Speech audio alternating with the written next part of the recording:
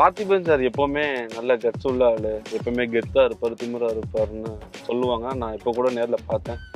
வாழ்த்துக்கள் சார். என் படத்தோட ரிசல்ட் வந்து ஓப்பனிங் டே சரியா இல்லாதனால என்னால் இந்தியன் 2 பார்க்க முடியல. இதை தான் நான் சொன்னேன். இது திருச்சி அப்படியே வேற மாதிரி கொண்டு வந்து சேர்த்தாங்க. எனக்கு சொந்த ஒரு திருச்சி, பட் மற்றவங்க திருச்சி பேசுறாங்க. அது நம்ம எதற்காக தமிழ் சினிமாவுக்கு வந்தோம், அதுக்கான இடத்த போய் அடைஞ்சாச்சா? நம்ம அடைய வேண்டிய இடம் அடையாற இருந்தா வந்து சேர்ந்துட்டாங்கன்னு சொல்லலாம். எத்தனை பெரிய பெரிய டேலண்டடான இயக்குநர்களுக்கு இப்போ வாய்ப்பு இல்லாமல் இருக்காங்க. மேபி என்னுடைய சூழ்நிலையும் அவங்க சூழ்நிலையும் என்ன இருக்குன்னா, நான் வந்து எல்லாத்தையும் உதறி தள்ளிடுறேன். எனக்கு எதுவுமே வேண்டாம். எனக்கு இருக்கிறதெல்லாம் வச்சு நான் சினிமா எடுக்கணும், அவ்வளவுதான். வெற்றி பெற்ற மனிதன் எல்லாம் புத்திசாலி இல்லை. பயங்கர பொறுக்கி நான் அதை பொறுக்கி எடுத்து சாப்பிடுவேன். அதனால இன்னைக்கு உங்களுடைய கைங்கரியத்துல அலையோசை.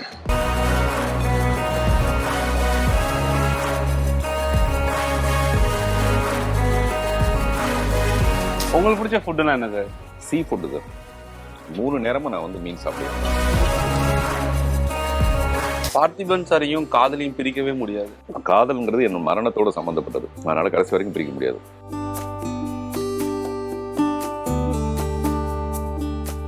குழந்தைகளை நடிக்க வைக்கிறது, அழ வைக்கிறது, சிரிக்க வைக்கிறதுலாம் ஈஸியா கஷ்டமா? உங்களுக்கு யாருக்குமே தெரியாது ஷூட்டிங் டைம்ல நாங்க என்ன டயலாக் பேச போறோம். விஜய் சேதுபதி ஒரு பெண்ணுக்காக 4 ஆண்டுகளுக்கு அவர் கொடுக்குற முத்தம் அது எனக்கு பிடிச்சது.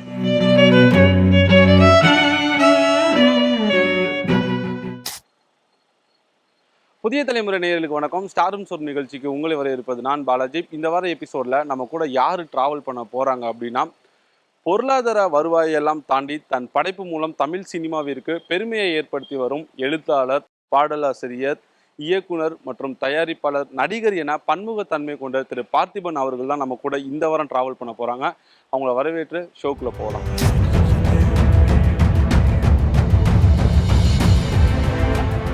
ஹாய் சார், எப்படி இருக்கீங்க சார்? நல்லா இருக்கேன். புதிய தலைமுறையோட இந்த ஸ்டாரும் சோறுங்கிறது ரொம்ப இன்ட்ரெஸ்டிங்காக இருக்குது. நான் முதல்ல இந்த மாதிரி ஷோஸ் பார்த்தது இல்லையே தவிர, நான் இந்த 18 மாதமாக நான் எதையுமே பார்க்கல. தப்பி தவிர எப்பாவது ஒரு சினிமா பார்த்தது உண்டு. கல்கி பார்த்துருக்கேன், மகாராஜா பார்த்துருக்கேன், அந்த மாதிரி பார்த்துருக்கேனே தவிர என்னுடைய வாழ்க்கைங்கிறது முழுக்க முழுக்க சினிமாவோட ஆயிட்டதுனால வேறு எதுவுமே எனக்கு தெரியறது கிடையாது. நான் பார்க்கும்போதெல்லாம் அப்புறம் எனக்கு சேனல் டிவியில் வந்து எதையுமே பார்க்க பிடிக்கிறது இல்லை. இந்த சென்ஸ் நான் வந்து ஸ்க்ரீனில் போயிடணும். எனக்கு ஒரு 2 மணி நேரம் கிடைச்சதுன்னா ஸ்க்ரீனில் போய் அட்லீஸ்ட் பாதி படமாவது அங்கே பார்த்துடணும். அந்த சவுண்டு, அந்த குவாலிட்டி, அதை என் படத்துக்கு அந்த குவாலிட்டியை கொண்டு வரதுல இருக்கிற பிரயத்தனம் இருக்கு பாருங்க, அது ரொம்ப பெரிய விஷயம். நம்ம எங்கேயோ ஆரம்பிச்சு எங்கேயோ. நீங்க சொல்லக்கூடிய விஷயம் எல்லாமே நீங்க சொல்லிதான் தெரியணும் எங்களுக்கு தேவையில்லை சார். அப்புறம் எப்படி இல்ல, உலகத்துல உள்ள தமிழ் ரசிகர்களுக்கு எல்லாருக்குமே உங்களை பத்தி புரிதல் கண்டிப்பா இருக்கும். உங்க கூட இருக்கிறவங்களுக்கு தெரியுதா இல்லையான்னு தெரியல, பட் எங்களுக்கு நிறையவே தெரியும் சார். 35 வருஷம் ஆச்சு சார். 89ல இருந்து 24. நம்ம ஈஸியா சொல்லிட்டு போயிடுறோம் ஒரு செகண்ட்ல. இந்த பயணம் எப்படி சார் இருந்தது? கல்லும் முள்ளும் காலுக்கு மெத்தை, கல்லும் முள்ளும் காலுக்கு மெத்தைன்னு சபரிமலைக்கு போகும்போது ஒரு பிரேயர் ஒன்று உண்டு சார். பாட்டு மட்டும் பாடாம, ஏன்னா ஸ்ட்ரைக் அடிச்சிருவாங்க சார். நம்ம ஜஸ்ட் ஒரு வேடாவே சொல்லிடலாம். கல்லும் முள்ளும் காலுக்கு மெத்தைங்கிறது பாட்டா இல்ல சார், அதுல வந்து யூடியூப்ல ஸ்ட்ரைக் அடிச்சாங்க. நீங்க அந்த மாதிரி ஒரு சேனல்ல தானே பாடுனீங்கன்னு. ஓ, நம்ம அதை மட்டும் வேணா பேசிக்கலாம். ஆனா நான் பேசுறது பாட்டு மாதிரி இருக்கான்றது எனக்கு தெரியல. சந்தோஷம். நான் சொல்ல வந்தது, அப்படிப்பட்ட ஒரு கரடுமுரடான பாதை நம்ம இந்த இடத்த தொடர்றதுக்கு முன்னாடின்னு வச்சுக்கலாம். இப்போ கூட மிஸ்டர் விஜய் சேதுபதியோட ஒரு இன்டர்வியூ, துபாயில் அவர் எவ்வளோ கஷ்டப்பட்டாரு, அப்புறம் இன்னைக்கு மகாராஜாவாக இருக்காரு. எனக்கு வந்து அந்த கஷ்டப்பட்டோம் அதோட கண்டினியூஷனாகவே இருக்கே தவிர, எதில் கஷ்டப்பட்டோம்? முதல்ல பஸ்ஸில் உட்காந்துருக்கும் போது கஷ்டப்பட்டோம். இப்போ வந்து அதே காரில் உட்காந்துருக்கோம், அவ்வளோதான். இந்த வாகனம் மாறி இருக்கே தவிர அதோட வலி இருக்குல்ல, அது அப்படியே இருக்குது. ஆனால் இவ்வளோ வலியை நம்மளால் தாங்க முடியுதுன்னா அப்போ வந்து ரொம்ப ஸ்ட்ராங்கான ஆளுன்னு அர்த்தம். இப்போ எல்லாருமே மிரண்டு போயிருக்கிறது இந்த படத்தோட வெளியீடு. எவ்வளோ பெரிய ரிஸ்க்குன்னா அவ்வளோ பெரிய ரிஸ்க். இது எப்படி உங்களுக்கு மனசு வரும், எப்படி உங்களுக்கு தைரியம் வரும்? காரணம் அந்த வலி பழகி போச்சு. என்ன ஆகிடப்போகுது?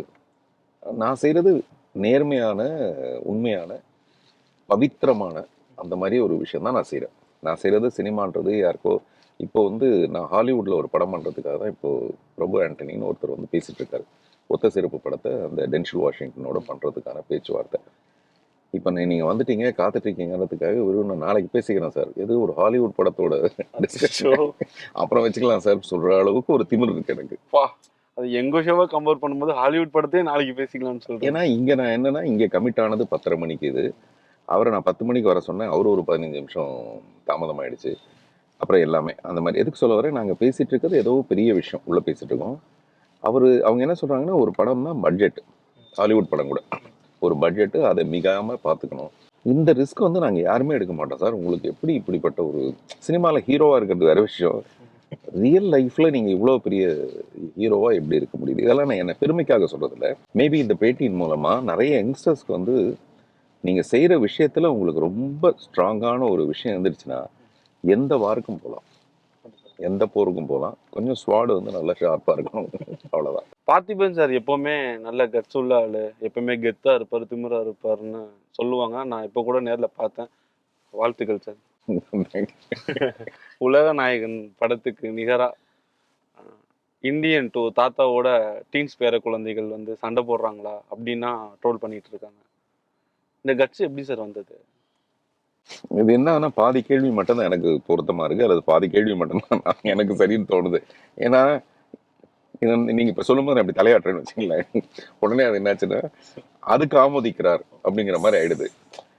இப்போ இந்த கேள்வி நீங்கள் தான் கேட்குறீங்க. ஒரு 2-3 நாளாக ஏதோ ஒன்று போயிட்டு இருக்கு, அதை நான் சரியாக கவனிக்கல. நான் இப்போ கூட சொல்கிற மாதிரி எங்கள் ஆஃபீஸில் சத்தம் போட்டுட்ருக்கேன். ரொம்ப கஷ்டப்பட்டு ஒரு ஷோ பண்ணுறோம். அந்த ஷோவில் 4 பிரபலங்கள் வந்து பேசுகிறாங்க. அது உடனடியாக அடுத்த 10 நிமிஷத்தில் வந்துடணும். அது வரமாட்டேங்குது. அந்த மாதிரியான ஒரு கஷ்டத்தில் நான் இருக்கேன். இப்போ அதில் இந்தியன் படம் வந்து சரியில்லைன்னு முதல் நாளே நான் கேள்விப்பட்டதால் அந்த படத்தை பார்க்கல அப்படின்னு நான் சொன்னதாக ஒரு செய்தி வருது. ஓ. அதை ஒருத்தர் பத்திரிகையாளரே போடுறாரு, பார்த்திபன் இப்படி பேச மாட்டாரு, ஆனால் ஏன் இப்படி பேசிட்டாரு.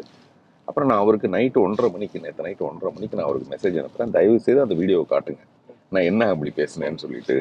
எப்படியாவது அப்படி பேசுவாங்களா யாராவது ஒருத்தர்? கொஞ்சம் கூட அது ஒரு நாகரிகமே இல்லாத ஒரு விஷயம். அப்புறம் தான் எனக்கு தோணுச்சு, மேபி நான் என்ன சொல்லியிருக்கலாம்னா, என் படத்தோட ரிசல்ட்டு ஃபர்ஸ்ட் டே பம்பாட்டாக ஆயிருந்ததுன்னா நான் உடனே இந்தியன் 2க்கு போயிருப்பேன். என் படத்தோட ரிசல்ட் வந்து ஓப்பனிங் டே சரியா இல்லாதனால என்னால் இந்தியன் 2 பார்க்க முடியல. இதை தான் நான் சொன்னேன். இது திருச்சி அப்படியே வேற மாதிரி கொண்டு வந்து சேர்த்தாங்க. எனக்கு சொந்த ஒரு திருச்சி, பட் மற்றவங்க திருச்சி பேசுறாங்க. அது எப்படின்னு எனக்கு தெரிய மாட்டேங்குது. இல்லை, இது ஒன்று. அப்புறமேல இன்னொரு கேள்வி, இப்போ நீங்கள் கேட்ட மாதிரி இன்னொரு கேள்வி ஒருத்தர் கேட்குறாரு, அந்த படத்தோட ரிசல்ட் சரியில்லைங்கிறத தெரிஞ்சுக்கிட்டு தான் நீங்கள் இப்படி பண்ணீங்களா அப்படின்னு கேட்குறாரு. கேட்குற கேள்விக்கு நான் சிரிக்கிறேன். சிரிச்சிட்டு, சார் இப்படியே பேசி பேசி நம்மளை மாட்டி விட பார்க்குறீங்க, எப்படி சார் எனக்கு தெரியும் அப்படின்னு சொல்கிறேன். வெறும் அந்த சிரிப்பை மட்டுமே ஒரு 10 தடவை எடுத்து போட்டு நக்கல் அடிக்கிறார் பார்த்திபன் சொல்கிறாங்க. இதெல்லாமே எனக்கு ரொம்ப நொந்து போகிறேன் நான். என்னடா இது, ஃபர்ஸ்ட் ஆஃப் ஆல் நான் கஷ்டப்பட்டு ஒரு படத்தை ரிலீஸ் பண்ணுறேன், அதுக்கு பின்னாடி இருக்கிற பெயின், இது எல்லாமே. எத்தனையோ படங்கள் வரும்போது எத்தனையோ சின்ன படங்களும் அதுக்குள்ளே வரும். இது வெற்றி பெறுமா வெற்றி பெறாதான்னு தெரியாது. ஓப்பனிங் டே வந்து அப்படியே மூக்கறுப்பட்ட மாதிரி நானே ஒரு ட்விட்டில் போட்டிருப்பேன், பேசாமல் கண்காணாத இடத்துக்கு போயிடலாமா. ஏன்னா நான் ரொம்ப சின்சியராக ட்ரை பண்ணுறேன். அது வந்து இங்கே பொருளாதாரமும் சேர்ந்து தானே ஒரு வெற்றி. நான் வெறும் பேப்பர் எடுத்து எழுதுனா பரவாயில்ல, நான் சந்தோஷப்பட்டுக்கலாம். இது வந்து இவ்வளோ கோடி நண்பர்கள் பின்னாடி இருக்காங்க. அவங்களுக்கு இந்த படம் வந்து லாபகரமாக இல்லைன்னா என்னுடைய உதவியாளர், என்னோட கூட ஒர்க் பண்ணுற கிருஷ்ணமூர்த்தின்னு ஒருத்தர் வச்சு ஒரு படம் அவர் டைரக்ட் பண்ணால் நான் நடிக்கிறது, இதே ப்ரொடியூசருக்கு. இவ்வளவும் பேஸ்ட் ஆன் இந்த படத்தோட ப்ராஃபிட். அப்படி நிறைய பேருடைய வாழ்க்கை இதில் இருக்குது. இந்த நேரத்தில் நான் போய் எதுக்கு அந்த படத்தை பற்றி ஏதோ ஒரு தவறான விஷயம். ஆனால் அந்த படத்துக்கு நான் எந்த வகையிலும் நான் பொறுப்பு கிடையாது. நான் கூட வந்ததுனால நான் எப்படி பொறுப்பாயிட முடியும்? ஸோ அந்த மாதிரி. அதனால நீங்கள் கேள்வி பாதி கேட்கும்போது அதை பாதிக்கும் தலையாட்டுறதுக்கு பயமாக இருக்கு. எது சொன்னாலும் இதையாவது சோசியல் மீடியாவில் போட்டு விட்டுறாங்க. நான் முதல்ல சொல்கிறேன், நான் அவ்வளோ பெரிய ஆள் கிடையாதுப்பா. முதல்ல இந்த கட்ஸுங்கிறது என்னுடைய படத்து மேலே எனக்கு இருக்கிற விஷயம், அவ்வளோதான். இதை நான் எல்லாருக்குமே எக்ஸாம்பிளாக காட்ட நினைக்கிறேன். நீங்கள் என்னென்னா, எக்ஸாம் ஹாலில் அந்த நிமிஷத்தில் போய் ஒரு 10 நிமிஷம் படிச்சுட்டு போய் பாஸ் பண்ணுறதுங்கிறது கஷ்டம். ப்ரிப்பரேஷன் ரொம்ப ஸ்ட்ராங்காக இருக்கணும். எனக்கு 18 மாதத்துக்கான உழைப்பு, கஷ்டம் எல்லாமே இதில் இருக்குது. ஈவன் கமல் சாருக்கு அது தெரியும். கமல் சாருக்கு என்னை பற்றி ரொம்ப நாள், இப்போ நீங்கள் முதலே சொன்ன மாதிரி உங்களை பற்றி சொல்லி தெரியணும்னு அவசியம் இல்லைன்னு, நான் யாரையும் ஹர்ட் பண்ண மாட்டேன்னு தெரியும். எல்லாரும் சொல்கிறாங்க கமல் சார் மேலே எனக்கு இருக்கிற மரியாதை, அதெல்லாம் வேற. அது வந்து ஒரு சினிமா. நான் வச்சிருக்கிறது அவர் மேலே மரியாதை, சங்கர் சார் மேலே நான் வச்சிருக்கிற மரியாதை, லைக்கா சுபாஷ்கரன் சார் வந்து எனக்கு ரொம்ப என் மேலே பயங்கர மரியாதை உள்ள ஒரு நபர். இது எல்லாம் சேர்ந்து அந்த படத்தோட வெற்றி தோல்விக்கு நான் பொறுப்பாக முடியாது. கூட சேர்ந்து வந்ததுனால அப்படி ஆக முடியாது. அப்படி பார்த்தா அபூர்வ சகோதரர்கள் வந்தப்போ 2 படமே சிறப்பாக தான் ஓடிச்சு. அப்புறம் இப்போ நம்ம அந்த படத்தை பத்தி சொல்றது ஒரு 1000 ஸ்கிரீன்ல அந்த படம் என்ன கலெக்ட் பண்ணுது, ஒரே நாளையில 100 கோடி கலெக்ட் பண்ணிருக்கோம் அந்த படம். ஆனா அவங்களுடைய எதிர்பார்ப்பு, அவங்களுடைய செலவுக்காக தான் அவங்க பேசுற விஷயங்களே தவிர, என் படம் வந்து வெறும் லட்சங்கள்ல மட்டும்தான் கலெக்ட் பண்ணுச்சு ஃபர்ஸ்ட் டே. அப்புறம் தான் இப்போ ஒரு மெதுவா மெதுவா கலெக்ஷன் வந்துட்டு இருக்கு. இந்த சந்தோஷத்தையே நான் அனுபவிக்க முடியாத மாதிரி இந்த மாதிரியான பிரச்சனைகள் பேசப்படுது. இல்ல சார், இப்போ ஒவ்வொருத்தவங்களுடைய பாயிண்ட் ஆஃப் வியூ வேற வேற மாதிரி இருக்கும். ஒவ்வொருத்தவங்களுடைய பார்வையில வேற வேற மாதிரியான கோணங்கள்லாம் இருக்கும். ஒரு மார்க்கெட்டுக்கு போகும்போது அந்த மார்க்கெட்ல ஒரு பூ தான் இருக்கணுங்கிறதுலாம் கிடையாது. நிறைய பூ இருக்கும். அது மாதிரி தான் இந்த சினிமால இந்த டேல நீங்க நிறைய படங்கள் ரிலீஸ் ஆயிருக்கு. அதுல என் படம் நீங்க சொல்றீங்க. உங்களோட பாயிண்ட் ஆஃப் வியூல இப்படி சொல்லிட்டீங்க. பட் வெளியில இருந்து பார்க்குறவங்களுடைய பாயிண்ட் ஆஃப் வியூ வேற மாதிரி இருக்கும்ல. அவங்க என்னெல்லாம் நினைப்பாங்க? இவங்க இப்படி பேசுவாங்களா? கமல் சாரே ஃபீல் பண்ணுவாரா? ஸோ இந்த மாதிரியான தாட்ஸ்லாம் உங்க மைண்ட்குள்ள ஓடுச்சா? அதான் சார் சொல்றேன். இந்த உலகத்தையே நான் ஒன்றும் ஆபத் பாந்தவன் கிடையாது. இந்த உலகமே எப்படி நினைச்சிட்டு இருக்காங்க, இந்த உலகத்தெல்லாம் சந்தோஷமாகவும் சாந்தமாகவும் வச்சுக்கிறதுக்கு நான் யாரு? நான் எனக்கான ஒரு பெயின் இருக்கு. நான் இவ்வளோ தூரம் இன்வெஸ்ட் பண்ணியிருக்கேன். ஒரு 10 பைசா எவனும் இந்த படத்தை வாங்கல. இந்த படத்தை நான் எப்படி மார்க்கெட் பண்றது? அது என்னுடைய ஸ்ட்ராட்டஜியா இருக்குமா? அது என்னுடைய கவலையா இருக்குமா? இப்போ நீங்க வண்டி ஓட்டிட்டு வரும்போது நீங்க கவனமா ஓட்ட வேண்டியது அது உங்களுடைய வேலையா இருக்கும். இப்போ நான் பேட்டி கொடுத்துட்டு இருக்கும்போது நீங்க கேட்ட கேள்விக்கு நான் நியாயமா பதில் சொல்றதா, இல்லாட்டி நீங்க பிரேக்ல கால் வச்சிட்டீங்களா இல்லையான்னு பாக்குறதா, இது என்னுடைய வேலையா இருக்க முடியாது இல்லையா? டெஃபினட் அதான் சொல்றேன். அப்படி நான் என் படம் வந்து அப்படி எடுத்த உடனே ஒரு பம்பாட்ட போறதா, ஒரு பெரிய 2 படங்கள் மோதிச்சுன்னு வச்சுங்களேன். இப்போ கமல் சார் படம்னா அதுக்கு ஈக்குவலா வேற ஒரு படம் மோதிச்சுன்னா, அந்த போட்டியை வேணா போட்டின்னு நம்ம சொல்லலாமே தவிர, இது எப்படி ஒரு போட்டியாவே சேர்த்துக்க முடியாது இல்ல. இந்த 2வது நாள் 3வது நாள் இப்படி ஒரு கலெக்ஷன் வரும்ன்றது முதல் நாள் ஜாதகத்திலே தெரியலைங்க. தெரியல நமக்கு. அப்ப என்ன வருது? அப்ப எல்லாரும் விரும்புறது இந்த படம் ஓடக்கூடாதுன்னு நினைக்கிறதையா? ஓடுனதுனால தான் இந்த பிரச்சனையா? தெரியல நமக்கு. அதனால இது வந்து போட்டின்னு வந்துட்டா அவங்க தனியா ஒரு விஷயத்துக்குள்ள வராங்க, நான் ஒரு தனியா ஒரு விஷயத்துக்குள்ள வரேன். நீங்க சொன்ன மாதிரி ஒரு மார்க்கெட்ல இருக்கிற வித்தியாசமான பூக்கள், அவ்வளவுதான். 89ல ஆரம்ப காலத்துல இருந்த தமிழ் சினிமாவுடைய நிலை இப்ப எப்படி சார் இருக்கு? அப்படியே மாதிரி இருந்ததுன்னா இப்போ வந்து வளர்ச்சி அடையவே இல்லைன்னு அர்த்தம். அதே மாதிரி இருக்கக்கூடாது. அது ஒண்ணு மட்டும் நிஜமா இருக்கு. அப்பவும் ஏன் சார் கமல் சார் படத்துக்கு எதிர்க்க வந்தீங்கன்னு கேட்டாங்க. இப்பவும் அப்படிதான் கேட்குறாங்க. அது ஒண்ணு மட்டும் அப்படிதான் இருக்கு. நான் இத்தனைக்கும் சொல்ல ஒரு பேர் என்ன ரெட் ஜெயின்ட்ல செண்பகம். செண்பகமூர்த்தி சார்கிட்டயே பேசினேன். சார் நான் நிஜமா அவரோடய டிஸ்கஸ் பண்ணேன். நான் வந்து இந்த மாதிரி ஐயோ தாராளமாக உங்களுக்கு தேட்டர் கிடைக்குங்க. எல்லா தேட்டர்லையும் இந்த படம் வந்துடாது, மல்டிப்ளெக்ஸில் டெஃபினட்டாக உங்களுக்கு தேட்டர் கிடைக்கும். பிவிஆரில் அசோக் கிட்ட பேசினேன். சார் நான் இந்த மாதிரி பண்ணலான்னு நினைக்கிறேன். ஐயோ தாராளமாக பண்ணலாம் சார். நீங்கள் என்ன இப்போ உங்களுக்கு வந்து எல்லா தேட்டரும் அங்கே போகும், அட்லீஸ்ட் ஒரு ஸ்க்ரீன் உங்களுக்கு வரும் இல்லை. இது வேணுமா போதுமா போதாதாங்கிறதா நம்மளுடைய கவலையாக இருக்கலாம். எனக்கு அது போதுங்க, அதுக்குள்ளே வந்து நான் என்ன பண்ண முடியுமா நான் அதை பண்ணிக்கிறேங்கிறது மட்டும்தான் என்னுடைய விஷயமா இருந்ததே தவிர, நான் இல்லைன்னா டெஃபினட்டாக அந்த இடத்துல வேற ஏதோ ஒரு சின்ன படம் வரதான் போகுது. அது எனக்கு பிடிச்ச கமல் சாரோட நான் வரதுங்கிறது எனக்கு சந்தோஷமா தான் இருக்குது. ஒரு படத்தோடைய ரிவ்யூ சொல்றாங்கல்ல, நம்ம ஆரம்ப காலத்துல நான் ஸ்கூல் போயிட்டு இருக்கும் போதெல்லாம் சேட்டலைட் சேனல்ல பார்க்கும்போது ஒருத்தர் சொன்னார் ரிவ்யூ. அதை பார்த்துட்டு படத்துக்கு போவாங்க. பட் இப்பெல்லாம் இவர் சொல்றத பார்த்தாலே வேணுக்குமே படத்துக்கு போய் பார்க்கணும் போல தோணுது. உங்களுடைய பாயிண்ட் ஆஃப் வியூல ஒரு ரிவ்யூவரா நீ எப்படி சார் பாக்குறீங்க? ரிவ்யூவர் நம்மளை எப்படி பார்க்குறாங்கன்னு தான் பார்க்க வேண்டியிருக்கே தவிர நான் எதுக்கு அவங்கள பார்க்கணும். நான் அவங்கள கூர்ந்து கவனிக்கிறேன். அவங்க எப்படி இதை பார்க்குறாங்க. உதாரணத்துக்கு நேற்று ஒரு ஷோ முடிஞ்சோன்னா குழந்தைங்கள்லாம் வெளியில் வந்து எல்லாம் 10-15 வயசு பசங்கள்லாம் வெளியில் வந்து பியூட்டிஃபுல்லாக சொல்கிறாங்க. அதாவது என் படத்தை சிறப்பாக சொல்கிறாங்கன்றதுக்காக நான் அதை பியூட்டிஃபுல்னு சொல்ல. அதாவது நான் என்ன நினச்சி எடுத்தனோ அந்த விஷயம் கன்வேயாக இருக்கா இல்லையா. இந்த படத்தில் மிக சிறந்த ஒரு மனிதாபிமானம் கன்வேயாக இருக்கு. மனிதாபிமானம் நான் சொல்றது உயிருக்கு போராடும் போது இன்னும் ஒரு குட்டி உயிரை காப்பாத்துற ஒரு விஷயம் அந்த பசங்களுக்கு வந்திருக்கு. அவங்களே பரிதவிச்சுட்டு இருக்காங்க. அங்க ஒரு சின்ன காதல் மலருது. இந்த காதல் மலர்றதை பத்தி உங்களுக்கு டிஃபரன்ஸ் ஆஃப் ஒப்பீனியன் இருக்கலாமே தவிர, எனக்கு ரொம்ப மேன்மையான ஞானி மாதிரி எனக்கு தெரியும் காதல் எப்பெல்லாம் வரும், காமம் எப்பெல்லாம் வரும், எந்த நேரத்துல கூடக்கூடாது அந்த நேரத்துல கூடுறதெல்லாம் எனக்கு தெரியும். ஒரு அதிகபட்சமான சோகம் ஒரு கணவன் மனைவி எங்க கொண்டு போய் சேர்க்கும்னா ஒரு உறவுக்குள்ள கொண்டு போய் சேர்க்கும். நீங்க வந்து சைக்காலஜிஸ்ட்லாம் கேட்டு பார்த்தீங்கன்னா தெரியும். ரொம்ப ஆறுதல் சொல்றதுக்கே வேற வழி இல்லாத ஒரு பீக்குக்கு போகும்போது அது எங்க வேணாலும் அந்த ஆறுதல் போய் முடியும். அது ஒரு உறவா போய் முடியும். அந்த உறவுக்காக அது ஆரம்பிச்சதா இருக்காது, ஆனா அது எங்கேயோ ஆரம்பிச்சு அதுல போய் சேரும். அந்த மாதிரி எனக்கு அதெல்லாம் தெரியும். அதனால நான் என்ன நினைப்பேன்னா, இந்த இடத்துல கூட யாருக்கும் தெரியாத ஒரு சின்ன விஷயம் வளரலாம். அந்த பொண்ணு அந்த அடுத்த 5 நிமிஷத்துல மிஸ் ஆக போறான். ஐ லவ் யூன்னு சொன்னவ திரும்பி பார்த்தா காணோம். என்னுடைய ஐடியா வந்து அதுதான். அது எவ்வளோ பெயின்ஃபுல்லான ஒரு விஷயம். அப்பதான் காதல் மலர்ந்தது காணாம போச்சு அப்படின்னா அந்த 13 வயசு பையனுக்கு அதை தாங்க முடியாது. நமக்கே இவ்வளோ கழுத மாதிரி வயசானாலுமே இன்னுமே ஒரு காதல் வந்து நம்மளை விட்டு போகும்போது ஒரு கஷ்டமா இருக்கணும் போது அவனுக்கு எப்படி இருக்கும்.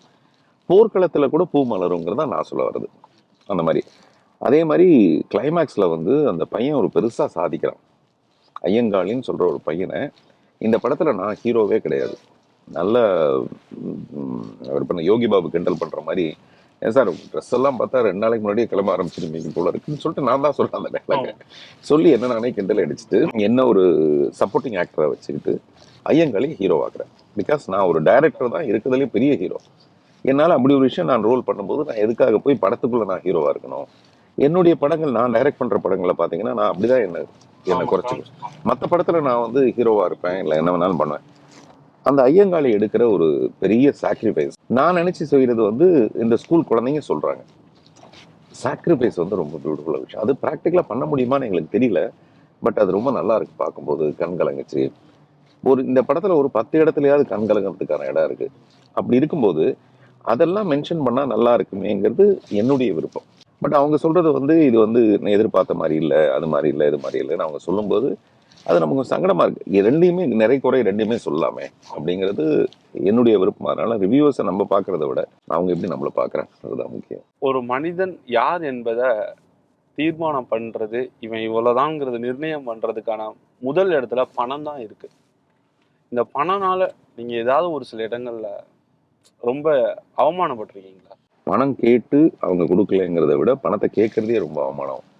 இப்போ நம்ம இருக்கிற பொசிஷன்ல நம்ம போய் யார்கிட்ட போய் பணம் கேட்கறது, அது ரொம்ப ரொம்ப முக்கியமான விஷயம். இவ்வளோ வருஷமா சினிமாவில் இருந்துட்டு நான் என்ன பண்ணுவேன்னா என்னால் எங்கெல்லாம் முடியுமோ அதெல்லாம் நானே புரட்டி புரட்டி புரட்டி இருக்கிறதெல்லாம் வித்துட்டு நான் படம் எடுப்பேனே தவிர 4 பேர்கிட்ட போய் நின்று காசுக்குன்னு கேட்க மாட்டேன். அதை தான் அவமானமாக நினைப்பேன். ஆனால் மறுநாள் காலையில் டீ சாப்பிட்றதுக்கு 15 பைசா, அப்போ 15 பைசா தான் டீ. 15 பைசா டீக்கு வழி இல்லாமல் அப்படியே படுத்துட்டு காலையில் எழுந்திரிச்சு 92C சொல்லிட்டு இப்போ ஒர்க் ஃபெல்லான்னு ஒன்று இருக்குது தெனாம்பேட்டை சிக்னல் கிட்ட. அந்த ஒர்க் ஃபெல்லா பில்டிங் அடியில் தான் நான் தங்கியிருக்கேன். 92C அப்படின்னு பேர், மவுண்ட் ரோடு. அதுக்கு பாக்யராஜ் அங்கே தான் இருந்தார். வெளியில் ஒரு டீ கடை இருக்கும், பேக்கெட்டில் பைசா இருக்காது. அவர்கிட்ட எப்படி கேட்குறதுன்னு தெரியாது. அப்படியே பார்த்துட்டே இருப்பேன், சுற்றி முற்றி பார்ப்பேன். கூட்டம் இல்லாத நேரத்தில் மெதுவாக நாயர் நான் வந்து ஒரு கதை பண்ணியிருக்கேன், டீன்ஸ்னு ஒரு படம் அப்படின்னு கதை சொல்லுவேன் அவர்கிட்ட. சூப்பராக பெரிய ஆளாக வரும் அப்படின்லாம் சொல்லுவார். மறுபடியும் சுற்றி முற்றி பார்த்துட்டு சாய் கொடுங்க, நான் வந்து சாயங்காலமாக கொடுத்துட்றேன், கண்டிட்டு தூக்காம்பாடியில் அப்படின்னாரு. அவர் சொன்னது யாரும் கேட்டக்கூடாதுன்ட்டு. எனக்கு ஒரு பெரிய விஷயமும் கிடையாது, நான் யாருக்குமே தெரியாது. ஆனால் நான் ஒரு பெரிய ராஜா நடு ரோட்டில் நின்று டீ காக்கு கெஞ்சுறேன் அவங்ககிட்டயோ. அதை எவனா பார்த்தானா எனக்கு எவ்வளோ பெரிய அவமானம் ஆகிடும்ட்டு ஓடி போயிடும். சரி ஓகே, அது அப்படி மறைச்சிருக்கு, நீங்கள் எனக்கு இல்லைன்னு சொன்னதை யார்கிட்ட சொல்லிடாதீங்கன்ற லெவலில் ஓடி போயிடுவேன். நான் சொல்றது அவமானப்பட்டதே எக்ஸ்டர்ன் ஆகக்கூடாதுன்னு நினச்சி ஓடி போயிடுவேன். அதுதான் இருக்கிறதுலே பெரிய அவமானம்ட்டு. அப்புறம் உள்ளே போய் தலையில் அடிச்சுப்பேன், ஏன்டா போய் கேட்டோம், கேட்காம பசி விடாது இல்லை, பசி கேட்கும்.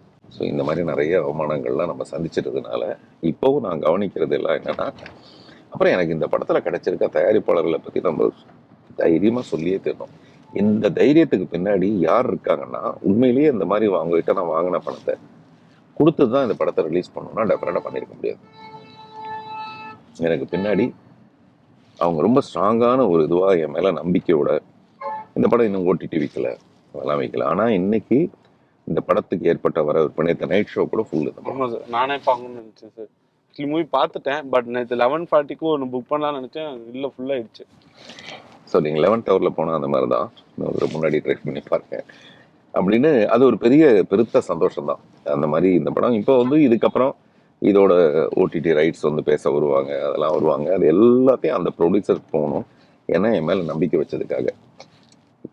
அப்போ என்னுடைய உழைப்புக்கு என்னதான் பலன், என்னதான் பணம் அப்படின்னா, எனக்கு இந்த வாய்ப்பு கிடைச்சது தெரியுங்களா. சினிமாவில் இவ்வளோ வருஷமா இங்கேயே நான் இருக்கிறதுக்கு, நான் ரொம்ப நேசிக்கிற ஒரு உலக நாயகன் கமல் சாருக்கு பக்கத்தில் என்னுடைய படம் வர அளவுக்கு நான் இன்னும் உழைச்சிட்டே இருக்கிறதுக்கான வாய்ப்பு கிடைச்சது இல்லை. இதுதான் எனக்குரிய சன்மானம்னு நினைக்கிறேன் சார். இது வந்து இப்போ ஃபீல்டுக்கு என்ட்ரி ஆகி ஒரு 2வது படத்தில் சொல்ல வேண்டிய வார்த்தையை நீங்கள் 35 வருஷத்துக்கு அப்புறம் சொல்கிறீங்க. அதான் நான் சொன்னேன்ல, அது வந்து என்னுடைய சென்சிட்டிவிட்டி மேபி எனக்கு இருக்கலாம். சத்தியமாக நான் இப்படி தான் உணர்றேன். எத்தனை பெரிய பெரிய டேலண்டடான இயக்குனர்களுக்கு இப்போ வாய்ப்பு இல்லாமல் இருக்காங்க தெரியுங்களா?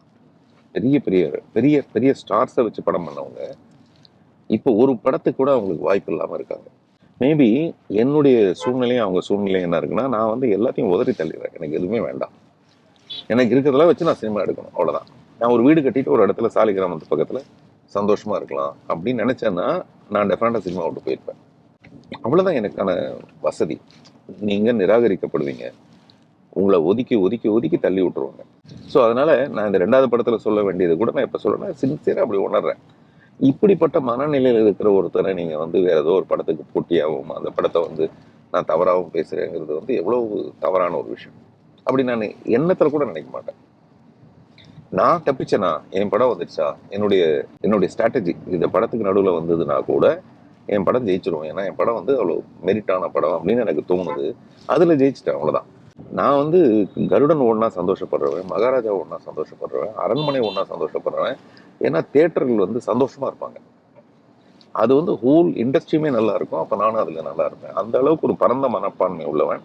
திரு பார்த்திபன் அவர் நண்பரோட ஒரு வாக்கிங் போகாம, செடி கொடி மரம் இல்லாத ஒரு இடத்துக்கு போகாம வேற ஒரு இடத்துல வாக்கிங் போயிருந்தார் அப்படின்னா இந்த படத்தோடைய ஒன்லைன் கிடைச்சிருந்துருக்கும்.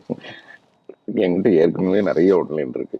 அதனால அது ஒரு பெரிய விஷயமா இருந்திருக்காது. இந்த கதை இருக்காதே தவிர வேற கதை வந்துருக்கு. மகாராஜா படம் பார்த்தோன்னே நான் ஒரு கதை சொன்னேன் உடனே.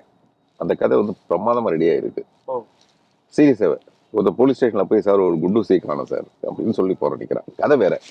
அந்த கதைக்கு இந்த கதைக்கு சம்மந்தம் இல்லை. பட் இன்ஸ்பயர்ட் பை நான் டெஃபினட்டாக ஒரு மிஸ்டர் நித்திலன் பேரை போட்டு கதையே அப்படி கம்ப்ளீட்டாக வேற. அந்த கதை இல்லை. ஒரு குப்பத்தொட்டியை காணோன்னு ஒருத்தன் போனா, ஒரு குண்டு காணோன்னு ஒருத்தன் போனான்னா எப்படி இருக்கும் அப்படின்னு சொல்லிட்டு என்னது மோகன்லால் சார் அடித்த ஒரு படம் இருக்குல்ல, பாபநாசம்.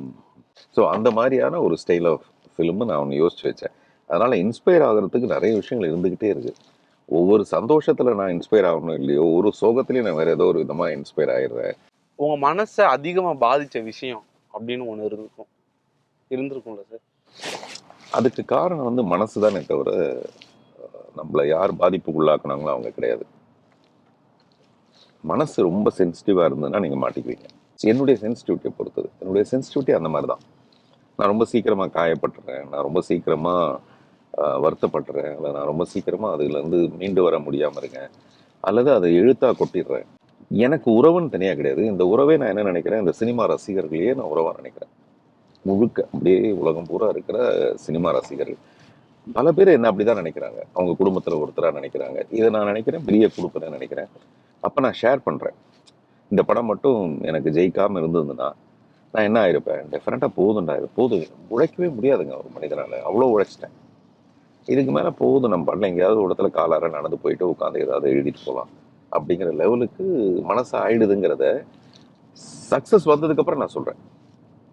அப்படி சக்ஸஸ் வராமல் இருந்தால் சைலண்டாக போயிருப்பேன். சொல்ல வேண்டிய அவசியமே கிடையாது இல்லையா? ஸோ அந்த மாதிரி இது எல்லாத்தையும் இவ்வளோ ஷேர் பண்ணுறதுங்கிறது. இப்போ மணி சார் இருக்காருன்னு வச்சுங்களேன். மணி சார் வந்து என்ன பேசிடுவார், மிஞ்சி மிஞ்சி போனால் தேங்க்யூன்னு சொல்லுவார். நான் சொல்கிறது அது அவருடைய மனநிலை. உங்களோட ஏன் நான் இவ்வளோ பேசணும்? என் படத்தை அனுப்பிச்சிட்டேன், நீங்கள் படத்தை பாருங்கள். படத்தை பிடிச்சாலும் சரி பிடிக்கலனாலும் சரி நான் அடுத்த வேலைக்கு போயிடுவேன். நான் சொல்கிறது அவருடைய மெச்சூரிட்டி லெவல். நான் எதுக்கு உதாரணத்துக்கு சொல்கிறேன்னா, அப்படி ஒரு மெச்சூரிட்டி லெவல். எனக்கு அந்த மெச்சூரிட்டி லெவல் இல்லையோ என்னமோ தெரியாது. அல்லது நான் வந்து என்னுடைய ஷேரிங். அப்புறம் உலகத்தில் இருக்க எல்லா மனிதர்களும் வேற வேறையாக இருப்பாங்க. காட்டில் இருக்க மிருகம் ஒன்று வேற வேறையாக இருக்கும். அந்த மாதிரி நான் வந்து ஒரு மிருகமாக இருக்கலாம் அந்த காட்டில் இருக்கிற மாதிரி, அல்லது இன்னும் பக்குவம் அடையாத ஒரு மனிதனாக இருக்கலாம். நான் இருந்துட்டு போகிறேனே இப்படியே அப்படிங்கிறது என்னுடைய ஃபீலிங். அதனால் பாதிக்கிறதுன்றது வந்து மனசு ரொம்ப ஸ்ட்ராங்காக இருந்ததுன்னு வச்சுக்கலாம், இதெல்லாம் எதுவும் பாதிக்காது. வந்து கல்லே வந்து பட்டால் கூட கல் இது உடஞ்சி போயிடும். அது நம்ம வந்து பூவே பட்டால் கூட நம்ம கொஞ்சம் சின்ன கீரல் வந்துடுது. அந்த மாதிரி ஒரு சில பேர்கிட்ட மட்டும்தான் எல்லா விஷயத்தையுமே ஷேர் பண்ணிக்க முடியும், எல்லா விஷயத்தையும் கேட்டு தெரிஞ்சுக்க முடியும். இப்போ ஒரு சில ஆக்டர்ஸ் டிரெக்டர்ஸ்கிட்ட போனால் இவர்கிட்ட போனால் இது மட்டும் தான் பேசணும், அவர்கிட்ட போனால் அது மட்டும் தான் பேசணும், அது மட்டும் தான் கேட்கணும்னு தோணும். பட் உங்கள்கிட்ட மட்டும்தான் சார் சமூகத்தில் என்ன நடக்குதோ எல்லா பற்றியுமே கேட்டு தெரிஞ்சுக்கலாம். அந்த மாதிரியான ஒரு செலக்ட் பண்ணி பேசுகிறாருல நீங்கள் ஒரு ஆள் சார். நம்ம எதற்காக தமிழ் சினிமாவுக்கு வந்தோம், அதுக்கான இடத்த போய் அடைஞ்சாச்சா? நம்ம அடைய வேண்டிய இடம் அடையாரா இருந்தால் வந்து சேர்ந்துட்டாங்கன்னு சொல்லலாம். இல்லை அதையே அடையாருன்னு தான் பேர் வச்சிருக்கோம், அடைஞ்சாருன்னு சொல்றது கிடையாது. அதனால அது வெறும் அடையார். இங்கேருந்து நந்தனத்துலேருந்து அடையாறு தான் நம்மளுடைய எய்மா இருந்தால் அடைஞ்சிட்டோமா இல்லையான்னு ஈஸியாக சொல்லிடலாம். ஆனால் இது ஒரு எல்லையற்ற ஒரு பயணம். எல்லாத்து மேலேயும் ஆசைப்படுற, அத்தனைக்கும் ஆசைப்படும் மாதிரி எல்லாத்து மேலேயும் ஆசைப்படுறேன். இப்போ நான் பேசுகிற ஹாலிவுட் ஃபில்மை பற்றி பேசிகிட்டு இருக்கேன். அப்புறம் நான் எப்படி அடைஞ்சிட்டேன்னு சொல்கிறது? இப்போ தான் அங்கே ஒரு பெரிய வாசல் கதவு திறக்குது. ஒத்த செருப்புங்கிற ஒரு படத்தை இப்போ நீங்கள் சொன்னீங்க, ஒருவேளை நண்பரோட அப்படி நடக்காமல் இருந்திருந்தா, ஒத்த செருப்புக்கு அந்த மாதிரி ஒரு இன்ஸ்பிரேஷன் இருந்தது. ஆனால் அதை படமாக்குறதுக்கு எனக்கு ஒரு பெரிய பிரச்சனை இருந்தது. யார் இந்த படத்தை பார்ப்பா? சத்தியமாக எனக்கு ஒரே ஒருத்தர் ஒரு டிக்கெட் வாங்கி இந்த படத்தை பார்ப்பாங்க. எப்படி நம்பி வருவாங்க? படம் பூரா ஒருத்தன் நான் காட்டுறேன், சொல்கிறேன் முன்னாடி, நான் ஏமாத்தலை ஆடியன்ஸை. அப்போ எப்படி வருவாங்க? வரது யாராக இருக்கும்? என்னுடைய சொந்த குடும்பமாக இருக்குமா? என்னுடைய நண்பர்களாக இருப்பாங்களா? அல்லது வரவனா நண்பன்னு வச்சுக்கணுமா? தெரியல. ஆனால் அந்த படம் தான் என்னை இப்போ ஹாலிவுட்டில் போய் டென்ஷல் வாஷிங்டன் வரைக்கும் அந்த ஸ்கிரிப்ட் போயிட்டு இருக்கு. டென்ஷல் வாஷிங்டனை நான் சினிமாவில் பார்த்து ரசித்தேன். நம்ம ஊரில் அமிதாப் பச்சன் மாதிரி நாங்கள் ஒன்று பார்த்து ரசிக்கிற ஒரு மனுஷங்கிட்ட ஒரு நாளைக்கு நேருக்கு நேராக உட்காந்து இந்த படத்தை நான் டைரக்ட் பண்ணுற ஒரு விஷயம் வரேன்னா, அப்போ என்னுடைய எல்லைகள் ரொம்ப விரிஞ்சிருக்கு. அதனால் நான் தொட்டுட்டேன்னு சொல்ல முடியாது. நீங்கள் சொல்கிறது தமிழ் சினிமாவா தெலுங்கு சினிமாவெல்லாம் கிடையாது, சினிமா அவ்வளோதான். இதோட இப்போல்லாம் வந்து நீங்கள் ஓடிடியில் படம் வாங்கும்போது 4 லாங்குவேஜ் சேர்த்து தான் வாங்குறாங்க. அதனால் இங்கே தமிழ்லாம் இப்போ பிரிக்கிறதே கிடையாது. அடையார் உதாரணம் நல்லா இருந்தது. சூப்பரா இருந்துச்சு சார். நீங்க யோசிக்கும் போது எதுவும் என்ன திட்ட வரீங்கன்னு நினைச்சேன், பட் இதை தான் யோசிக்க. ஒரு விஷயத்த பேசினதுக்கு அப்புறம் இதை யோசிச்சிருக்கீங்க? நிறைய விஷயம் அந்த மாதிரி நான் தான் சொல்கிறேன்னே. இப்போ நான் இந்த மாதிரி ஒரு ட்விட் ஒன்று போடணுமா? தேவையாது. நான் என்ன பண்ணுறேங்கிறது யாருக்கு ஆகலை. நிறைய பேருக்கு அது கிண்டலாக இருக்குது. என்னுடைய எமோஷன் வந்து நிறைய பேருக்கு கிண்டலாக இருக்குது. நிஜமாகவே இந்த உலகம் அப்படி தான். உங்கள் அழுகையை கூட அது வந்து சந்தோஷமாக தான் பார்க்கும், அல்லது நக்கலாக கிண்டலாக தான் பார்க்குமே தவிர அவ்வளோலாம் தேவையில்லை, அவ்வளோலாம் நீங்கள் எக்ஸ்பிரஸ் பண்ண வேண்டியதில்லை அப்படின்னு எனக்கு நானே நான் சொல்லிக்கிறேன். பட் நான் ஒரு மொமெண்ட்ரியான மனிதனாக இருக்கேன். அந்த மொமெண்ட்டில் நான் என்னவா இருக்கேன்? நான் இந்த வாழ்க்கையை கணக்கிடுறதே வந்து மொமெண்ட்ஸ் மூலமாக, அந்த க்ஷணங்கள் மூலமாக தான் நம்ம. இப்போ நான் உங்களோட காரில் பேசிட்டு இருக்கேன். இது மட்டும் தான் நிஜம். இதுக்கப்புறம் என்னன்னே நமக்கு தெரியவே தெரியாது. நம்ம அப்படியே ஜாக்கிரதையாக பார்த்துட்டு ஓட்டலாமே தவிர அவ்வளோதான். நமக்கு பின்னாடி ஓட்டுறோம் அப்படி ஓட்டணும்னு அவசியம் கிடையாது. ஸோ அதனால இந்த மொமெண்ட்டை நான் ரசிச்சுட்டு இருக்கேன். இது வந்து புதிய தலைமுறையில் இந்த பேட்டி எடுத்து வருது. நீங்கள் சொன்ன மாதிரி இந்த 35 வருஷத்துக்கு முன்னாடி இருந்த அந்த மூர்த்தின்ற ஒருத்தன் ரோட்டில் அப்படி தான் நடந்து போயிட்டு இருப்பான். இன்னமும் வாய்ப்பு கிடைக்கலன்னா இப்படி தான் எங்கேயோ போயிட்டு இருப்பான், அல்லது கோடம்பாக்கத்தை வாங்கி நடந்து போயிட்டு இருப்பான். அங்கேருந்து இவன் எங்கேயோ போய் ஒரு காரில் உட்காந்துக்கிட்டு பாலாஜின்னு ஒருத்தர் நம்மளை கூப்பிட்டு பேட்டி எடுக்கிறதும், இந்த சினிமா மூலமாக மீறி நான் சமூகத்தில் இருக்கிற நிறைய விஷயங்களை அக்கறையோட பேச முடிஞ்ச ஒரு மனிதன் நீங்கள் சொல்கிறதும். அப்போ நான் இவ்வளோ நாளாக சினிமாவில் வந்து சமூகத்துக்காக நான் செஞ்ச விஷயங்கள் இருக்கு இல்லைங்களா? பார்த்திபன் மனிதநேயம் என்ற ஒன்று வச்சுட்டு, அது வந்து வெள்ள காலத்திலிருந்து வெறுங்காலம் வரைக்கும் நான் எல்லா காலத்துலேயும் நான் செஞ்ச சின்ன சின்ன உதவிகள் இது எல்லாமே. இந்த படம் வரும்போதும் விமர்சனங்கள் என்னவா இருக்குன்னா, நான் நினைக்கிறேன் என்னன்னா, ஒரு டைரக்டரோட ஒரு ப்ராடக்ட் அதில் வந்து ஒரு பஸ் மறியல்ன்றதை வந்து அவர் ஆணவ கொலைன்னு காட்டணும்னு நினைக்கிறாரு. ஒரு ஆணவ கொலைக்காக தான் அந்த பஸ் மறியல் நடக்குது. அதன் மூலமாக சொசைட்டிக்கு ஒன்று சொல்ல விரும்புகிறேன். சயின்ஸில் ஸ்பேஸ்ஷிப்பே நமக்கு இங்கே வர மாதிரி, ஒரு ஏலியனே கூட இந்த பூமிக்கு வர மாதிரி சயின்ஸ் மாறி இருந்தாலும் இந்த ஆணவ கொலைகள் போன்ற அருவருப்பான விஷயங்கள் இன்னும் மாறல அப்படின்னு ஒரே படத்துலேயே இந்த 2 எக்ஸ்ட்ரீம்ஸை சொல்லணும்னு நினைக்கிறேன். இதில் என்ன தப்புன்னு தெரியல, பட் நீங்கள் ஒரே படத்தில் நிறைய விஷயத்த சொல்கிறீங்க அப்படிங்கிறது ஒரு குற்றச்சாட்டாக இருக்குது. நான் நினைக்கிறது அங்கெல்லாம் நான் என்ன நினைக்கிறேன், நம்ம ஒரு நல்ல விஷயத்த தான் அதில் சொல்கிறோம். அது ஏன் அந்த இடம் ஏன் வெறுமையாக அப்படி போகணும்னு எனக்கு தோணலை, எனக்கு தெரியல. சினிமான்றது நீங்கள் ஒவ்வொரு ஃபிலிம்லையும் தெரிஞ்சுக்கிற ரசிக்கிற விஷயமா இருக்கும்போது அந்த இடம் மட்டும் ஏன் எம்டியாக இருக்கணும் அப்படிங்கிறது எனக்கு தெரியல. இப்போ நீங்கள் ஏதாவது ஒன்று சொல்கிறது மூலமாக எனக்கு ஒரு பிரமாதமாச்சே, இந்த படத்தை நம்ம இப்படி பண்ணியிருக்கணும், தப்பு பண்ணிட்டோம் அப்படின்னு எனக்கு தெரிஞ்சுட்டேன்னு வச்சுக்கோங்க, அது எனக்கு லாபம். உங்ககிட்டயே உங்களுக்கு பிடிக்காத விஷயம் அப்படின்னா எதுவும் இருக்கா? நான் ரொம்ப சென்சிட்டிவாக இருக்கிறதா எனக்கு பிடிச்ச விஷயமும் பிடிக்காத விஷயம் கூட. யாருக்காக நம்ம இதை கொண்டு போய் காட்டுறோம்? இப்போ நீ மட்டும் ஆறுதல் சொல்வதாக இருந்தால் நான் அழுது கொண்டே இருக்க தயார்னு ஒரு சேயிங் இருக்கு. நீ மட்டும் ஆறுதல் சொல்வதாக இருந்தால் நான் அழுது கொண்டே இருக்க தயார்.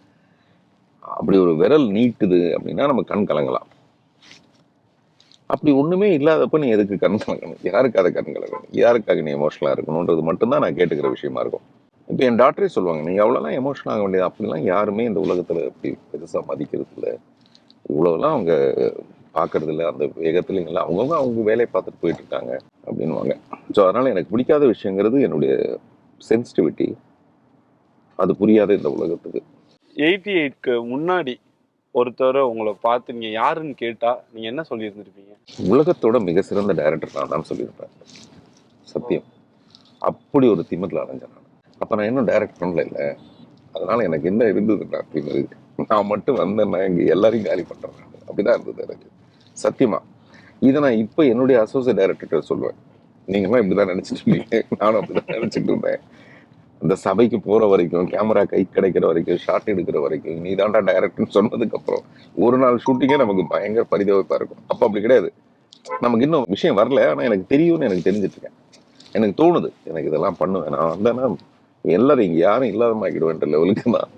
அதே மாதிரி நான் நடிக்க வரும்போது அதே மாதிரி தான் நடிக்க. நான் செட்டில் நீங்கள் இது பாருங்க, புதிய பாதையோட என்னுடைய ஸ்டைலை பாருங்க, நான் வந்தேன்னா இங்கே எல்லாரும் காலி, அந்த லெவலுக்கு தான் நடிச்சேன். காஸ்டியூம் கூட அப்படிதான் இருந்தது. திமிரு, இவ்வளவு திமிரு, ஒண்ணுமே எனக்கு அதை பத்தி எதையுமே கவலை இல்லை. அதுதான் அந்த படத்தோட பெரிய, அந்த கேரக்டருக்கு பெரிய பிளஸ்ஸா இருந்தது, அந்த ஆட்டிடியூடு. அப்புறம் தான் நமக்கு வந்து ஃபர்ஸ்ட் டே ஷூட்டிங் பண்ணும்போது தான் எனக்கு தெரியுது, ஒரு வாரமா நான் ஒரு சீன் தான் எடுத்தேன். ஒரு வாரமா புதிய பாதையில எனக்கு எடுக்க தெரியலன்னு தெரியுது. எடுக்க தெரியலன்னா என்ன, இருக்கிற வேகத்துல அது நடக்காது.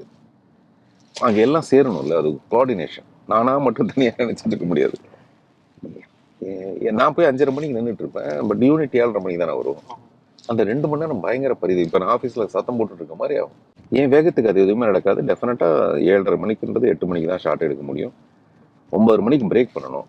அப்போ ஒரு 1/2 hour விடணும். என்னால் 1/2 hour விட முடியாது, என்னால் உட்காந்துருக்க முடியாது. இந்த மாதிரிலாம் நிறைய விஷயங்கள் அப்புறம் மெதுவாக தெரிஞ்சு, இப்போ நான் பேசுறது எல்லாமே ரொம்ப அமைதியாக புரிஞ்சு பேசுகிறேனே தவிர, அப்போ வந்து நான் தான் கிங் அப்படின்ற மாதிரி இருந்திருப்பேன். லஞ்ச் டைம் கூட்டு வந்து ரொம்ப டிஸ்டர்ப் பண்ணி நினைக்கிறேன் சார். இன்ட்ரெஸ்டிங்கான விஷயம் சார் அது. அப்புறம் எனக்கு இந்த மாதிரி ரோட் சைடில் இருக்கிறதெல்லாம் தேடி சாப்பிடுவேன். பயங்கர பொறுக்கி தான் அதை பொறுக்கி எடுத்து சாப்பிடுவேன். அதனால இன்னைக்கு உங்களுடைய கைங்கரியத்தில் அலையோசை. சார் ஃபர்ஸ்ட் பார்க்கும்போது ரொம்ப டென்ஷனாகவே இருந்தீங்க. அடுத்த 1 hour எப்படி போகும்னு தெரியலையே, நம்ம பக்கம் திரும்பிட்டு வரான்னு நினச்சிட்டு இருந்தேன்.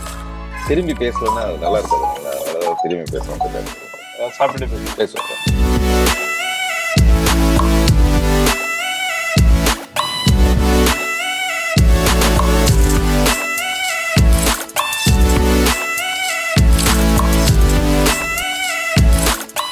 உங்களுக்கு பிடிச்ச ஃபுட்டுனா என்ன சார்? சீ ஃபுட்டு சார். 3 நேரமும் நான் வந்து மீன் சாப்பிடுவேன். அந்த மாதிரி நான்லாம் அந்த மம்முட்டி மாதிரி. நான் ஏதோ கேரளாவில் அந்த பக்கம் ஏதோ ஒரு ஜாகையில் பிறந்திருக்க வேண்டியவன் நினைக்கிறேன். எனக்கு ரிட்டையர்மெண்ட்னு ஒன்று கிடையாது, இருந்தால் கேரளா தான். அப்படியே இப்போ ஒரு ஓரமாக செட்டில் ஆகிடுவேன். என்ன ரீசன் சார்? சின்ன வயசில் நமக்கு எது பிடிக்குமோ அதெல்லாம் பிடிக்கும். அந்த மாதிரி எங்கள் அக்கம்பத்து வீட்டில் இருந்தவங்க எல்லாம் மலையாளிஸ். அந்த தேங்காய் போட்ட மீன் குழம்பு, இந்த பொண்ணு மாதிரி நிறைய தலைமுடி, இவ்வளோ அழகான முடி இருக்கும், செக்கச்செவேல்னு இருப்பாங்க. நான் கேரளாவுக்கு போகிறதுக்கு காரணம் அது இல்லை, நான் சொல்கிறது அக்கம் பக்கத்தில் அப்படி இருந்தாங்க சொன்னேன். அங்கே ஒரு சின்ன நீரோட மாதிரி ஒன்று போகும், நடுவில் வந்து ஒரு மரத்தை எடுத்து போட்டு அதுவே பிரிட்ஜாக இருக்கும். சின்ன வீடுகள், நான் சொல்கிற சின்ன வீடு இல்லை, சின்ன வீடுகள், அந்த மாதிரி நிறைய அழகழகான விஷயங்கள் இருக்கும். ஸோ அதனால் குக் பண்ண தெரியுமா சார்? நிறைய நானே சமைச்சு சாப்பிட்டுட்டு இருப்பேன். அப்போ வந்து வெறும் ரவை இருக்கும், அது கூட ரவையோண்டு இருக்கும் ஒரு டப்பாவில். அந்த ரவையை வச்சுக்கிட்டு அதில் உப்புமா செய்கிறது, கிச்சடி செய்கிறது, கேசரி செய்கிறது, அந்த மாதிரி அது மட்டுமே என்னுடைய கிட்டத்தட்ட ஒரு 15 நாள் உணவாக இருக்கும். அப்புறம் எங்கள் அம்மா ஊருக்கெல்லாம் போனாங்கன்னா நான் தான் சமைப்பேன் எங்கள் வீட்டில். அப்புறம் என்னுடைய சமையல் ரொம்ப, இப்போ நான் எப்படி படம் எடுக்கிறேனோ அந்த மாதிரி இந்த மாதிரி நான்வெஜ் சாப்பிட்றதுலேயே ஃபிஷ்ஷு வந்து ரொம்ப நல்லது, அந்த கொலாஜன் ரொம்ப நல்லது. ஸோ அதனால் ஃபிஷ் சாப்பிட்றது எனக்கு பிடிக்கும். ஃபிஷ்ஷில் நிறைய வெரைட்டி இருக்கும், அதில் இந்த மீன் தான் பிடிக்கும், அந்த மீன் அந்த மாதிரி இருக்கும். அப்படிலாம் ஒன்றுமே கிடையாதுங்க. பசிக்கிற நேரத்துக்கு என்ன கிடைக்குதோ அது எல்லாமே சுவை தான். இப்போவும் வந்து நான் காலையில் அநேகமாக சாப்பிட்றதில்ல, மத்தியானம் என்னுடைய சாப்பாடுங்கிறது ஒரு 12 மணி 12:30 மணிக்கெலாம் நான் சாப்பிடுவேன் சீக்கிரமாக. கரெக்டான டைம் போட்டு வந்துட்டேன் சார். சார் ஷூட்டிங் டைமில் நம்ம ஒவ்வொரு ஊருக்கு ஒவ்வொரு டேக்கும் ஒவ்வொரு ஊராக போவோம். பட் அந்த மாதிரி ஊரில் அந்த மாதிரி லொக்கேஷனில் நமக்கு பிடிச்ச ஃபுட்டு கிடைக்குமாங்கிறதுலாம் டவுட்டு தான். நான் அதுக்குன்னு ஒரு கூட்டம் வச்சுருக்கேன். நம்ம மேக்கப் மேன் எல்லோரும் என்ன பண்ணணும்னு இறங்கின உடனே அக்கம் பக்கத்தில் எங்கேயாவது மீன் கிடைக்குமான்னு வாங்கி அங்கே இருக்கிற வீட்டு பெண்கள்கிட்ட யாராவது கேட்டு, இந்த மாதிரி சாருக்கு ரொம்ப மீன் பிடிக்கும், கொஞ்சம் மீன் குழம்பு வச்சு கொடுக்கும். ஐயோ என்னங்க நாங்கள் மீன் குழம்பு வச்சு கொடுக்க மாட்டோமான்னு சொல்லிட்டு அவங்க மீன் குழம்பு வச்சு கொடுக்குறது. அந்த மாதிரி போனோடனே அந்த மாதிரி லோக்கலாக ஏதாவது அரேஞ்ச் பண்ணிடுறது. எனக்கு இந்த ஹோட்டல் சாப்பாடுங்கிறது நிறைய பேருக்கு சமைக்கிறது, அது எவ்வளோ சுவையாக இருந்தாலும் நம்பர் ஆஃப் பர்சன்ஸ் கூடும்போது அது ஒரு ஃப்ளாட்டாக வரும். பட் ஒரு குடும்பத்தில் ஒரு மனைவி ஒரு அம்மா சமைக்கிறதுன்றது சுவை ஜாஸ்தி. அதனால தான் வீட்டு சாப்பாடுங்கிறது நான் எங்கே போனாலும் மெஸ்ஸு தேடுவேன். மெஸ்ஸுங்கிறது நம்பர் ஆஃப் பர்சன்ஸ் குறைவாக உள்ள ஒரு இடம். எல்லா இடத்துலையுமே அந்த காலத்தில் கிராமத்துல இருந்து ஒரு தெருவில் 2 மெஸ் இருக்கும். அந்த மெஸ் மூலமா 4 பேருக்கு சாப்பாடு போட்டு அந்த குடும்பத்தில் இருக்க 4 பேர் சாப்பிடுவாங்க. அவ்வளோ வருமானம் உள்ளதாகவும் இருக்கும். அதனால மெஸ் தேடி போய் சாப்பிடுவோம். நீங்க உங்களுடைய இந்த சினிமா வாழ்க்கையில இவர் கூடலாம் உட்காந்து சாப்பிட்ருக்கேன், இதெல்லாம் எனக்கு ரொம்ப மெமரிஸா இருக்கு பாலாஜி அப்படின்னா எந்த ஞாபகத்துக்கு வரும்? முதல்ல தோன்றது ரஜினி சார். 41 நாள் ஒரு மண்டலத்துக்கு ஒரு தடவை அவர் வீட்டில் போய், அவர் வீட்டில் நான்வெஜ் சமைக்க மாட்டாங்க அப்போ. ஓ, அப்போ நாங்கள் சோளாவில் போய் சாப்பிடுவோம். அப்போ அவருடைய உணவு முறை எல்லாமே வேறையாக இருந்தது. நாங்கள் போனோம்னா விடிய விடிய உட்காந்து பேசிட்டு, அது தண்ணி பட்ட பாடா நிறைய விஷயங்களை பேசுவோம். அதுக்கப்புறம் விடிய காலை நேரத்தில் போய் சோளாவில் போய் சாப்பிட்டு அப்புறம் வீட்டுக்கு போவோம். அது என்ன சார் தண்ணி பட்டப்பா? தனிப்பட்ட பாடுன்னா சரளமாக பேசுறது. அந்த உங்களுக்கு தண்ணி வேற ஏதாவது கேட்டால் நான் பொறுப்பு இல்லை அதுக்கு. ரஜினி சார் எல்லாத்தையும் ரொம்ப ஓப்பனாக பேசுகிறவர். அவர்கிட்ட கற்றுக்க வேண்டிய விஷயம், என்கிட்ட நிறைய பேர் சொல்லுவாங்க, நீங்கள் எப்படி இவ்வளோ எளிமையாக இருக்கீங்க, பழகிறதுக்கு ரொம்ப சிம்பிளாக இருக்கீங்க. நான் உடனே சொல்லுவேன், ரஜினி சாரை போய் பாருங்கன்னு. அவர் உயரத்துக்கு அவ்வளோ எளிமையாக பழகுவார். யாரையுமே நெருங்கிறது கஷ்டம்தான். அப்படி நெருங்கி ரொம்ப அன்போட, அதில் ஒரு உண்மை இருக்கும் ரஜினி சார்கிட்ட. நான் அவரை பிரமிப்பாக பார்க்கறது, அவர் என்ன ஆச்சரியமாக பார்ப்பாரு. ஒத்த செருப்புலாம் பார்த்துட்டு எப்படி இந்த மாதிரிலாம் உங்களால் பண்ண முடியுது, அப்புறம் ஒரு படத்துக்கு இவ்வளோ உழைப்பு தேவையா அப்படின்னு கேட்பாரு. நான் ஒவ்வொரு படத்துக்கும் அதுவே தான் என்னுடைய தாரக மந்திரமா இருக்கு. ரஜினி சார்ட்ட இல்லாத ஒரு விஷயம் கமல் சார்ட்ட இருக்கு, கமல் சார்ட்ட இல்லாத ஒரு விஷயம் ரஜினி சார்ட்ட இருக்கு அப்படின்னா நீங்க பார்த்த வரைக்கும் என்ன விஷயம் சார் இருக்கு? தஞ்சாவூர் கோபுரத்தில் இல்லாத ஒரு விஷயம் தாஜ்மஹாலில் இருக்கு, தாஜ்மஹாலில் இல்லாத ஒரு விஷயம் தஞ்சாவூர் கோபுரத்தில் இருக்கு, இருக்கத்தான் செய்யும். அந்த கம்பேரிசனை சொல்றதுக்கு நான் ஒன்றும் ராஜராஜ சோழனோ இல்லை ஷாஜகானோ இல்லை, இல்லையா? இந்த மாதிரி பேசுறதுக்கு யார்கிட்ட சார் கத்துக்கிட்டீங்க? நான் என்ன ரிஷி மாதிரி டியூஷனுக்கு போயிட்டு வந்தா கத்துக்கிட்டேன்? என்னப்பா, ஏன்பா இந்த ஃபுல் மீன் வரல, இன்னும் இந்த தவா ஃபிஷ் ஃபுல் ஃபிஷ் எல்லாருக்கும் வைக்கணும், அப்பதான் ஃபுல்ஃபில் ஆகும். இல்லைங்க, இது பை ப்ராக்டிஸ் வந்ததுதான். தமிழ்ல ஒரு சேயிங் இருக்கு, சித்திரமும் கைப்பழக்கம் செந்தமிழும் நான் பழக்கம். அந்த மாதிரி வர வழியில கத்துக்கிட்டதான். அப்புறம் நீங்க என்ன புத்திசாலித்தனமா கோக்க பாக்குறீங்க, நான் புத்திசாலித்தனமா வெளியில வர பாக்குறேன், அவ்வளவுதான். பார்த்திபன் சாரையும் காதலையும் பிரிக்கவே முடியாது. பார்த்திபன் சாரையும் காதலியும் பிரிச்சிடலாம், அது ரொம்ப டெம்பரரியான விஷயம்.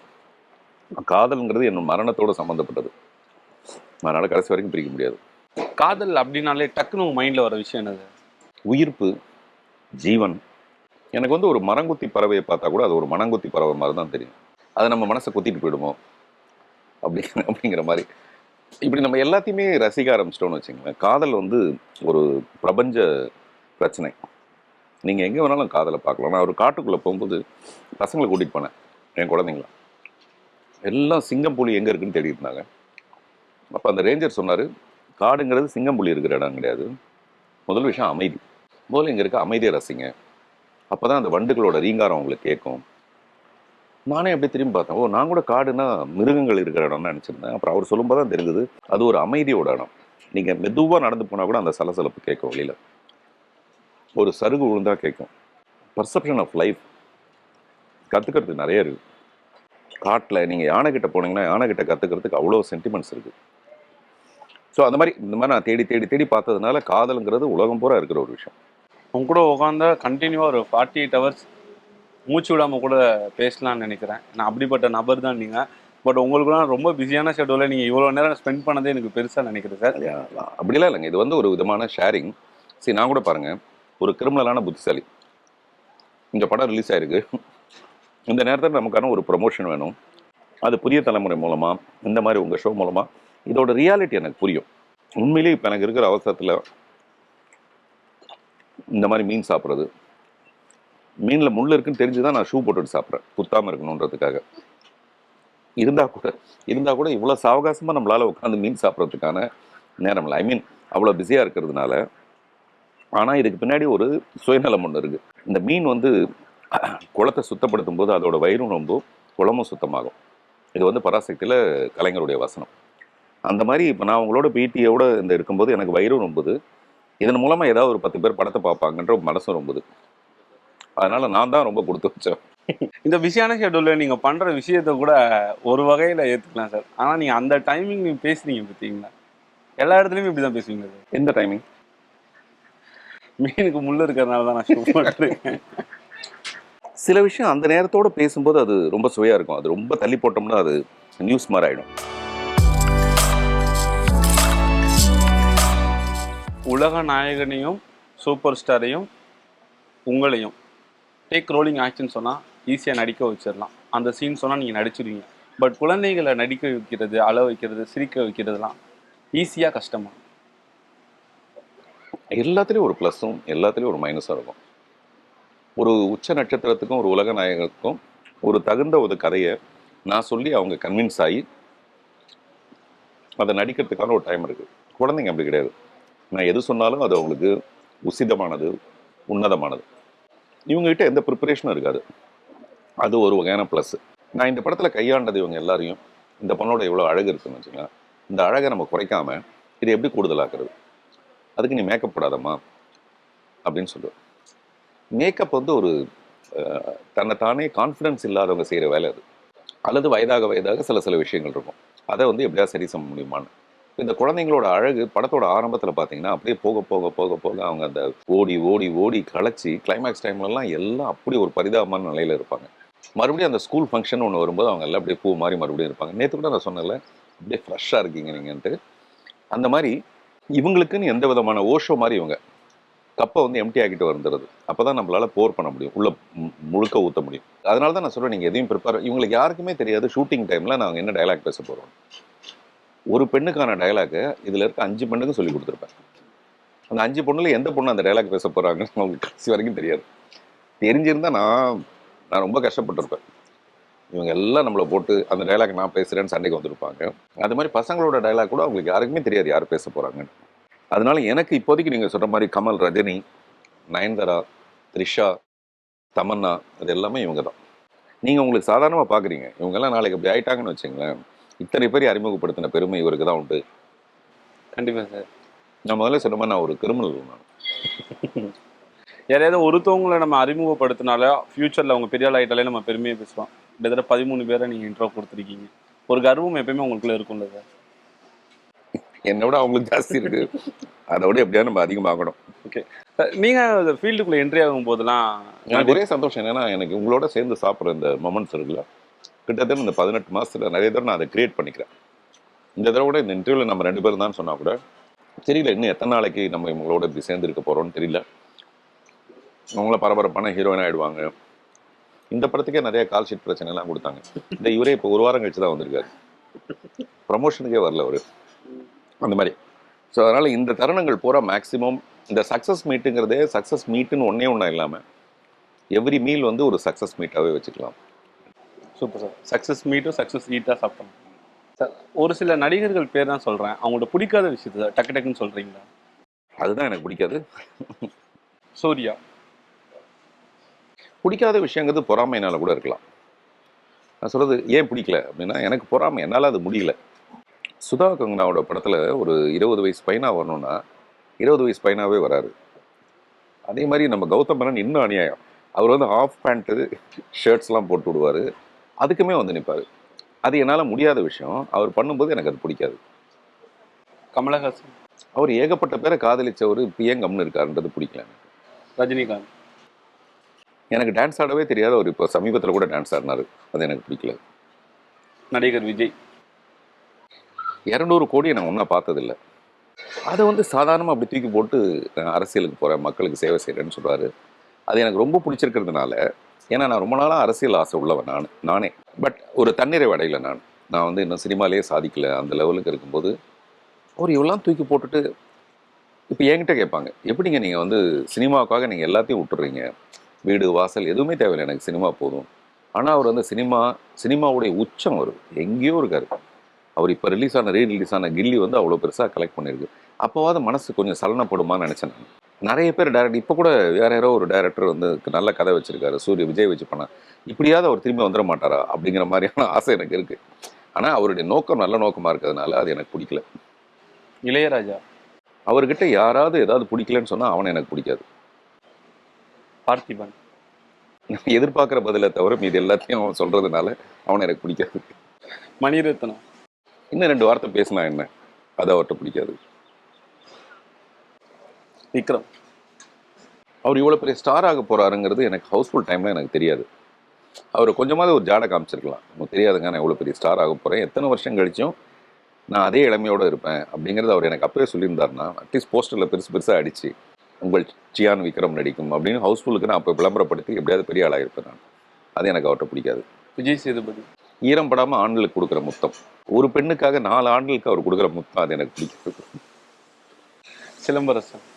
ரொம்ப ஃபிலாசபிக்கலாக மாறிட்டார். அதாவது ஹெல்த் எவ்வளோ தூரம் நல்லது அப்படின்னு அவர் பேச பேச நமக்கு உள்ளுக்குள்ளே உறுத்திக்கிட்டே இருக்கு.